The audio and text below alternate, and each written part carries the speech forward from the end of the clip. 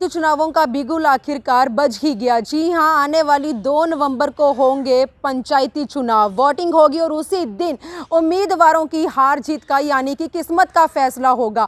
लंबे समय से चुनावों को लेकर जो देरी हो रही थी उसको देखते हुए ग्रामीणों के अंदर काफ़ी आक्रोश देखने को मिल रहा था, लेकिन अब जाकर ग्रामीणों ने राहत की सांस ली है, क्योंकि गाँव के अंदर जितने भी विकास कार्य अब तक रुके हुए हैं, अब जाकर वो रफ्तार पकड़ेंगे। और इसी को लेकर यमुनानगर में कैबिनेट मंत्री की अगवाई में छोटी टोली की एक बैठक हुई है, जिसमें चुनावों को लेकर विस्तार से चर्चा हुई है। और बीजेपी ने, जी हां, बीजेपी सरकार ने ऐलान किया है कि आने वाले चुनावों में जिला परिषद के जो चुनाव हैं उसमें सभी वार्डों में जिला यमुनानगर से जो बीजेपी सरकार है सिब्बल पर चुनाव लड़ेगी। तो इसी विषय को लेकर जो इंचार्ज हैं, जी हां, पंचायती चुनावों के जो प्रभारी हैं संजय शर्मा जी, उनसे भी बातचीत करेंगे। तो आप सभी से अपील करते हैं इस खबर को ज्यादा से ज्यादा शेयर करने के साथ साथ चैनल पर हमारे साथ लाइव बने रहें। आप सबको जानकारी है कि आने वाली 30 अक्टूबर और 2 नवंबर को पंचायती राज के चुनाव होने वाले हैं और चुनाव आयोग ने उसकी घोषणा कर दी है। तो यहाँ के चुनाव का इंचार्ज होने के नाते मैं आज यहाँ पर जो हमारे ज़िला के अंदर मंत्री हैं आदरणीय कंवरपाल जी, विधायक हैं घनश्याम जी, जिला के पदाधिकारी, मंडलों के अध्यक्ष और जो प्रदेश कार्यकारिणी के लोग हैं, मोर्चों के अध्यक्ष हैं, उनकी एक महत्वपूर्ण बैठक हुई है। और क्योंकि प्रदेश की जो हमारी चुनाव समिति है, उस चुनाव समिति ने ये तय किया है कि हमें जिला परिषद का जो चुनाव है वो सिंबल पे लड़ना है या नहीं लड़ना है, ये जिला की टीम ही घोषित करेगी। वो जैसा निर्णय लेंगे उसके हिसाब से चुनाव लड़ा जाएगा। प्रदेश स्तर पर ऐसा सिंबल की बात नहीं आएगी। पहले ही हम घोषित कर चुके हैं प्रदेश की ओर से कि सरपंच, पंच और पंचायत समिति का चुनाव वो हम सिंबल पर नहीं लड़ेंगे। तो आज की जो हमारी एक कोर कमेटी की बैठक हुई, एक हमारी जो छोटी टोली है उसकी बैठक हुई और ये जो जिला की हमारी वर्किंग टीम है, उसमें एक मत हमारा सबका निर्णय बना है कि हम यमुनानगर जिला के अंदर भारतीय जनता पार्टी जिला परिषद का चुनाव पार्टी के चुनाव चिन्ह कमल के फूल पर लड़ेगी। ऐसा हम सब लोगों ने निर्णय लिया है। 18 वार्ड हैं जिला परिषद के, जिसमें से 5 पुरुषों के लिए हैं, 5 महिलाओं के लिए जनरल हैं, 2 BCA के लिए हैं, 1 महिला और पुरुष के लिए, 3 महिला रिजर्व हैं, 3 पुरुष रिजर्व हैं। ऐसे 18 वार्डों में ही भारतीय जनता पार्टी सबसे सहमति बना करके और सिंबल पे चुनाव लड़ने का निर्णय लिया है। एक निर्णय तो ये महत्वपूर्ण है।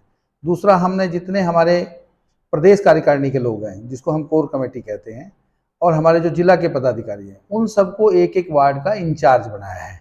उसकी घोषणा आदरणीय जिला अध्यक्ष जी आज शाम तक या कल तक उसकी कर देंगे। तो एक एक जिम्मेवार व्यक्ति को एक एक वार्ड जिताने का जिम्मा दिया गया है। बाकी पूरा चुनाव हमारे जो नीचे तक के हैं, सरपंच के भी चुनाव हैं, पंचायत समिति के भी चुनाव हैं, वो भी पार्टी अपने कार्यकर्ताओं को वहाँ पर खड़ा करके सिंबल पे नहीं लड़ेंगे, लेकिन भारतीय जनता पार्टी के कार्यकर्ता समर्थक वो भी चुनाव लड़ें, इसकी हम सब लोगों ने यहाँ पर सहमति बनाई है। 10 तारीख तक हमने जिला परिषद के सब जो कैंडिडेट इच्छुक हैं चुनाव लड़ने के लिए, उनसे हमने आमंत्रण किया है कि आप अपने प्रार्थना पत्र दीजिए चुनाव लड़ने के लिए। 2000 रुपये उनसे हमने कहा है कि साथ में अपनी एप्लीकेशन के साथ जिला अध्यक्ष जी को 10 तारीख तक दे दें। 12 तारीख को फिर जिला की टोली बैठकर किस किस को टिकट देना है ऐसा तय करेगी, ताकि 14 से जब चुनावी प्रक्रिया हो तो पूरा संगठन का ढांचा चुनाव लड़ने में सक्रिय हो जाए। ये पूरा आज की इस बैठक के अंदर निर्णय लिया गया। उसमें किस तरह से ये तो बहुत अच्छी बात है। यानी कि भारतीय जनता पार्टी का ग्राफ इतना, जिसको पहले शहरी पार्टी कहा जाता था, पिछले लगभग 8 साल से पार्टी प्रदेश के अंदर सत्ता में है और तीसरे कार्यकाल में भी आएगी जैसा माहौल बना हुआ है। तो अगर इतने कैंडिडेट आ रहे हैं तो उससे ध्यान में आ रहा है कि भारतीय जनता पार्टी का ग्राफ बढ़ रहा है ग्रामीण क्षेत्र के अंदर। तो पार्टी एक कैंडिडेट को उसमें से उतारेगी। इच्छुक तो बहुत हो सकते हैं, लेकिन जो पहली हमारी शर्त है कि जीतने वाला कौन है, तो जीतने वाला जो भी कार्यकर्ता होगा, पार्टी का समर्थक होगा, उसको पार्टी टिकट देगी और चुनाव जीत करके आएगी। प्रदेश में भाजपा और जसपा का गठबंधन है, तो इन चुनावों में बहुत से क्षेत्रों में जसपा के जो कार्यकर्ता है वो भी चुनाव लड़ेंगे, तो उनको किस तरह से आप हैंडल करेंगे? अभी जसपा ने कोई घोषणा नहीं की है कि वो सिंबल पर चुनाव लड़ेंगे या नहीं लड़ेंगे। उनकी जिला की जो समितियां हैं वो चुनाव सिंबल पर लड़ने का निर्णय लेंगे। जो भी वो निर्णय लेंगे उनके साथ उनके घोषणा के बाद कोई आपसी तालमेल करना होगा 1-2 सीट पर, या जैसे भी बात बनेगी वो हम बाद में बात करेंगे उनकी घोषणा के बाद।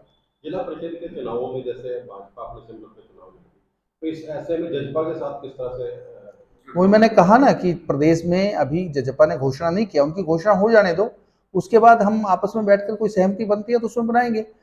वो अगर कुछ सीटों पे चुनाव लड़ेंगे तो हम आपस में बैठकर तय करेंगे कि कैसे उसको एडजस्ट करना है।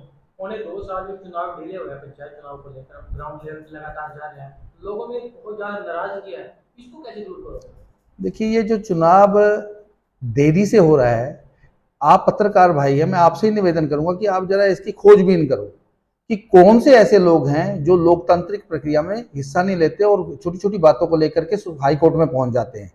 ऐसे लोगों ने, जो ओबीसी वर्ग के लोग थे, उनको इसमें लीडरशिप में वो आगे ना बढ़े, इसके को रोकने का भरसक प्रयास किया। लेकिन हमने भी, क्योंकि चुनाव इतना लेट हो गया था, हमने भी आदरणीय हाईकोर्ट को, क्योंकि हाईकोर्ट ने कहा कि आपने कोई आयोग नहीं बनाया पिछड़ा वर्ग के लोगों की जनसंख्या देखने के लिए, उनकी कितनी सीटें हों, तो हम नहीं बना पाए थे। इसलिए आदरणीय मुख्यमंत्री जी और भारतीय जनता पार्टी ने आदरणीय हाईकोर्ट को कहा ठीक है, हम पुरानी जो वोटर लिस्ट है या पुरानी जो गणना है उसके आधार पर चुनाव करा देंगे। लेकिन फिर भी हमने जो अब पिछड़ा वर्ग आयोग बनाया, उसने अपनी रिपोर्ट दी, उस रिपोर्ट के आधार पर, हालांकि आरक्षण व्यवस्था उस तरह नहीं है, लेकिन फिर भी हमने बीसीए को आरक्षण दे करके ये चुनाव लड़ने जा रहे हैं। भारतीय जनता पार्टी एक ऐसी पार्टी है जो सत्य में पिछड़ों को आगे लेकर के आना चाहती है, उनको लीडरशिप देना चाहते हैं, लेकिन विरोधी लोग हमेशा उन्होंने रोकने का काम किया है। उन्हीं के कारण से ये चुनाव इतना डिले हुआ है। आदमपुर उपचुनाव में सर भव्य बिश्नोई को उतार दिया गया है, इसके बारे में क्या कहेंगे? देखिए, केंद्रीय नेतृत्व ने जो निर्णय लिया है, उसके भारतीय जनता पार्टी के सब कार्यकर्ता, पूरे हरियाणा के कार्यकर्ता, आदमपुर के तो खासकर, जिसको भी सिंबल मिला है उसको पार्टी जी जान से चुनाव लड़ाएगी और उसको जीत करके लेकर के आएगी। ये कितना मुश्किल हो रहेगा इस बार जो आदमपुर चुनाव है बीजेपी के लिए, क्योंकि पहले कांग्रेस से कुलदीप बिश्नोई थे, अब हमारी पार्टी मजबूती से खड़ी है, और बीजेपी के लिए चुनाव कितना मुश्किल है? क्योंकि सोनाली फोगाट की जो मौत, ये मुश्किल भारतीय जनता पार्टी के लिए नहीं है, ये विरोधियों के लिए मुश्किल चुनाव है, क्योंकि उनको अपनी नाक बचाने की है। भारतीय जनता पार्टी का प्रत्याशी भारी बहुमत से जीत करके वहां से आएगा, ये आप आने वाले समय में देखेंगे। कितना अंतर मानते हैं? अंतर तो वो समय बताएगा कितना अंतर होगा, लेकिन मैं ये कह रहा हूँ कि भारी बहुमत से जीत करके हमारा कैंडिडेट जीतेगा, ये पक्का दीवार पे लिखा हुआ है। भारतीय जनता पार्टी इस तरह दावे करती है कि परिवारवाद नहीं होगा, तो कुलदीप बिश्नोई के बेटे को जीतना। परिवारवाद की परिभाषा क्या है, ये भी जरा सोचना पड़ेगा। हम भारतीय जनता पार्टी जो परिवारवाद की बात करती है, वो जो पार्टियां हैं जो केवल एक परिवार की पार्टियां हैं, कांग्रेस भी आज सोनिया गांधी, राहुल गांधी और प्रियंका गांधी से बाहर नहीं सोचते। हम उस लेवल के परिवारवाद की बात करते हैं। अगर कोई इस विधानसभा में या लोकसभा में कि एक परिवार का कोई बच्चा लड़ता है, अगर वो सक्रिय है राजनीति के अंदर, तो इसको परिवारवाद नहीं कहेंगे। परिवारवाद वो होता है जो पार्टियां अपनी पूरी पार्टी ही अपने परिवार के आधार पर चलाती है, उसको परिवारवाद की परिभाषा हम मानेंगे। संजय जी, जिस तरह से कांग्रेस की बात की है, भारत जोड़ो की बात कर रही है, भारत जोड़ो के लिए वो जगह जगह पर जो है वो जा भी रहे हैं, आप उसको किस नजर से देखते? देखिए, भारत तो जुड़ा हुआ है, वो तो केवल नाटक कर रहे हैं, उनको करने तो विपक्ष का काम है। जब हम विपक्ष में थे हम भी करते थे, वो भी कर रहे हैं, देखते हैं कितना समर्थन मिलता है, आने वाला समय बताएगा। धन्यवाद आपका।